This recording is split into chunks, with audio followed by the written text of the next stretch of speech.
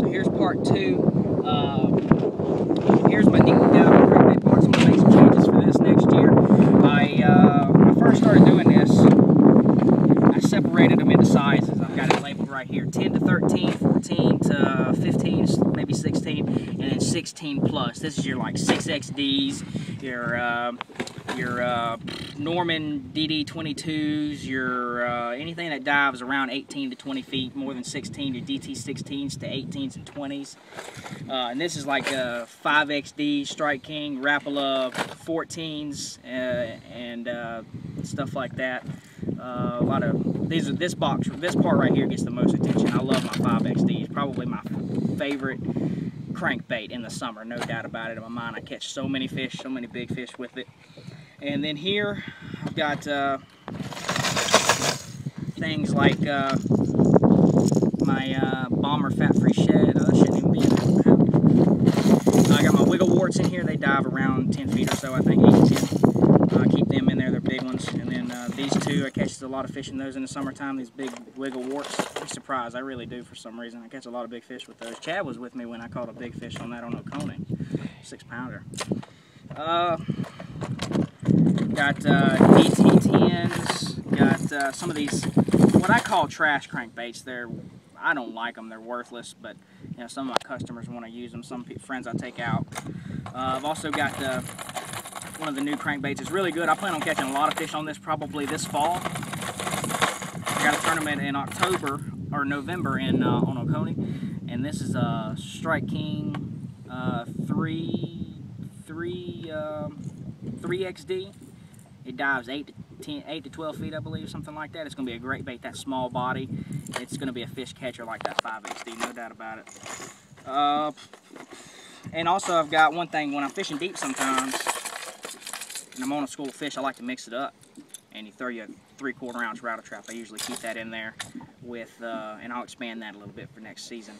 I keep that in there with my 10-foot diamond crankbaits. I'm going to expand this next line. I'm going to have a full box just as big as this, full of these, and then I'm probably going to have a box full of these two kind. So I'm going to have these 3 separate here. That concludes that. Then here, I don't know what I'm going to do with this next season. I'm going to put a little bit of thought into it. This is my buzzbait box. I also used to put my frogs in here. I've got my small ones for like really clear water where I'm wanting to reel it really, really fast, and small blades, such as this little cheap Walmart, but it catches fish like crazy. It's this little bitty Walmart brand. It's a really small head, really small blade. Doesn't make much disturbance on the water, but it'll catch fish like crazy. And then you've got these other ones that are more catered, for example, like this one. Got a trash down there. It's more catered to dirtier water. You want to make more disturbance, and I keep those in there. Another thing, I had a treble trailer. Really good tip. Even if I'm fishing around seawalls, anytime I'm not fishing around any kind of grass, whether I'm around docks, whatever, it'll catch you more fish. Trust me. Let's see. I also keep usually a couple extra skirts. I like black a lot of times, so I got a few extra skirts that I keep in there. Concludes that. Oh, and those are Cavatron buzz baits. Man, they make such a great noise on the water. They got that blade. Really great sound. Better than a lot of buzz baits out there. I've got this that it used to have a bunch of stuff in it. It used to have a bunch of finesse jigs. It's got a Strike King jig in it. Not Strike King. This is a True Tungsten Jason Quinn jig. But it's got some extra skirts I keep in there. This is rubber. I used to have a lot of miscellaneous stuff. And then here's my skirt making box. I've got a lot of different skirts. I've got rubber, I've got silicone, all kinds of different colors. I'm going to expand on this a little bit more next season as well. Here's a skirt making tool. If you want to see a video about this on how to make one or any kind of tips, anything like that, leave a comment and let me know. I'll try and do what I can do. I don't use as much as I used to. When I first got it, I experimented a lot, but I don't really mess with it a whole lot unless I need to replace a skirt.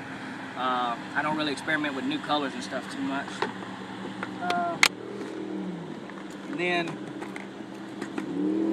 here's my spinnerbait box. And also I want to ask any guys, if you're still watching this pretty long video, if you've got any good tips on how to store spinnerbaits. I've tried a bunch of different ways in the bags and now in these, and separating them by sizes, but I want to see what kind of ways you've got. I've also got, you can also use these hangers like you do for these. You can hang them on there. If you got any good tips about how you can store them and the ways that you like to prevent rust and also to keep them organized and well. The thing I hate the most about spinnerbaits is when I have old spinnerbaits that have caught fish and the blades are all rusty. I hate it. I don't even want to use it. I seriously will not use them. I'll give them to somebody. I don't want them. I usually end up buying brand new ones. So what I've done is, it's pretty much trash because I really haven't used spinnerbaits a whole lot this season, but the way it was supposed to be is 3/8 ounce spinnerbaits in half, but I'm going to do something totally different. I've got a whole bunch of spinnerbaits in the house that I just haven't cared to organize. Spinnerbaits haven't been a big part of my arsenal this year, honestly. Let's see, in here I got some rain gear. I used that not too long ago. Here is my whole bag of extra line, stuff that I keep. I mark them if I've used them by marking them like that. If it's slightly slashed, then I can probably get another spool out of it. If it's really heavily slashed, then the only thing I'm going to be able to use it for is maybe one extra spool if I, use just a cast and a half worth of line. But usually I use it for some backing line, or I use it for my Carolina rigs if it's like 12-pound test. I got a bunch of extra braid that I'm going to be able to use for next season. I've been kind of saving up. I've got a lot of line in here. I'm probably going to end up throwing it away. That's one thing I'm going to work on. See, that one hasn't been used. I got a bunch of 12, 14, 17-pound tests. I got mono, fluorocarbon. I got a whole bunch of mono there. Bought that really cheap. And that's that. That's what I keep my extra line in. A lot of times I'll tote that in the house. And I'm recording. you can sit right there if you want. I will.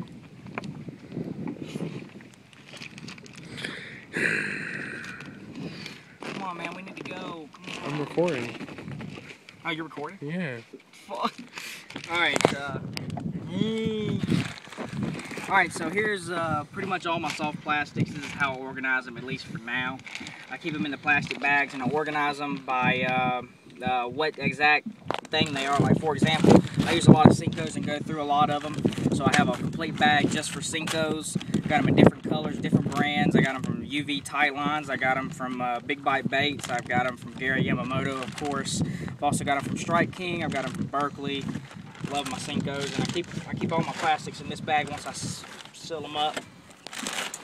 Here's my creature and flipping baits. This is going to include things like beaver style baits, baits like this, really good in the spawn. Baits like that. I'm not sure exactly what, those are just creature baits. I don't know what they call that.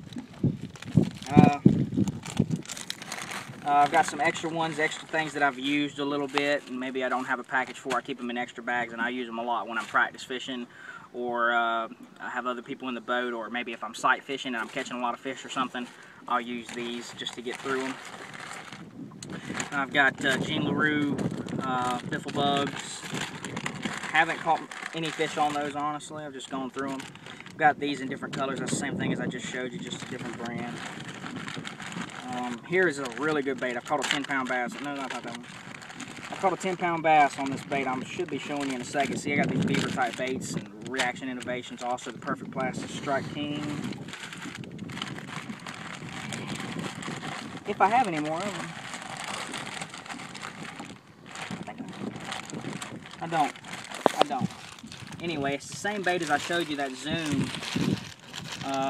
Zoom Brush Hog. It's the same one, but the Strike King one, the Perfect Plastic. Awesome bait. Really soft. I caught a 10-pound bass on it. Sight fishing. Then here's my trick worms, different colors. I have there to imitate a little shad, something. I've also got green pumpkins. Also keep my mag trick worms in here, the big ones.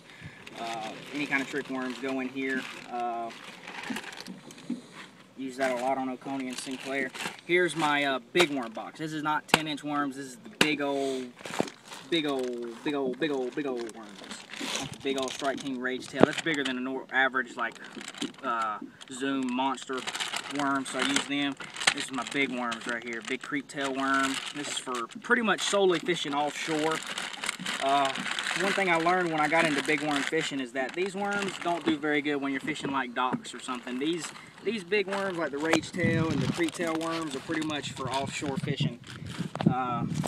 Fishing like humps and ledges maybe and stuff like that. Here's my lizards. I'm probably going to expand on that a little bit next year. I haven't used them too much this year, but there's my lizards. Got them in different brands, different kinds. Here's my tubes. I'm really going to expand on this next year with an open weight hook, a little tube hook, what is it called, a jig head, you know, the insert jig head.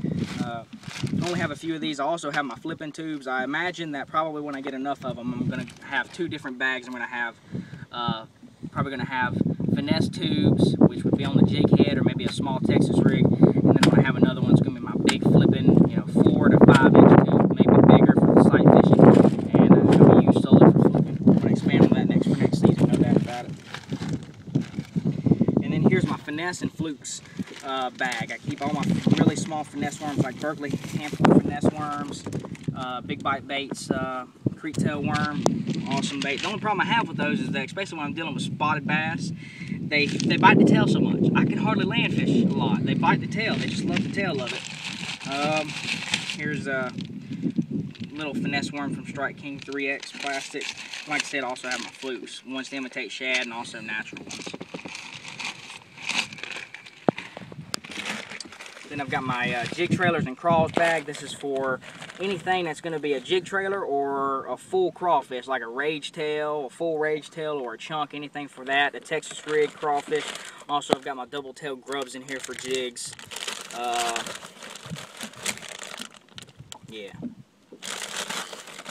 Yeah, I got all my chigger craws, the 3-inch for the jigs and the 4-inch for either a jig or a Texas rig. Also, I've got the net bait crawl. What is it? A net bait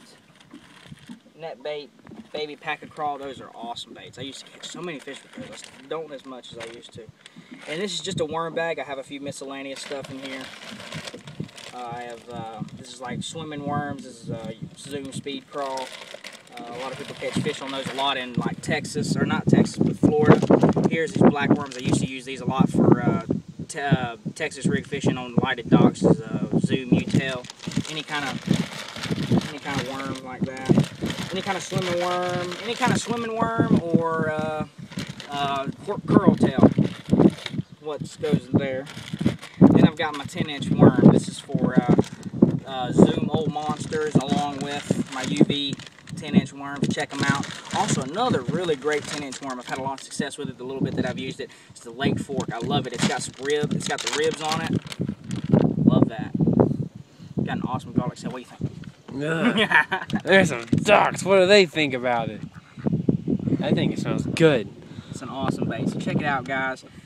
This is pretty much everything I've got. I've got some spinner baits at the house too, and a few other things, but that's pretty much sums it up. If you have any questions, comments, anything you'd like for me to go over a little bit more. Another thing I'm going to go over a little bit next season is finesse jigs. I've got these round ball finesse jigs from War Eagle, and also Jewel makes them. Really great bait. I've had a lot of success with them this summer, and I'm going to expand on those too. I'm running out. And that about does it. Also,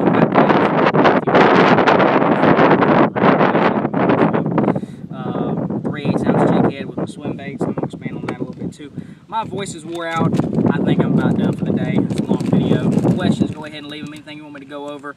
Please drop a sub. I appreciate all. You can keep up with my videos. I've got a lot of good videos. Also, suggestions for videos. Like I said, fall time's coming up. If you want me to go over anything, I'll try and do my best to go over that. Any kind of certain videos you want to see coming up for fall fishing, tournament fishing, getting ready for next season. Anything you want to see, guys, let me know. Drop it in the comments. I'm out. Peace.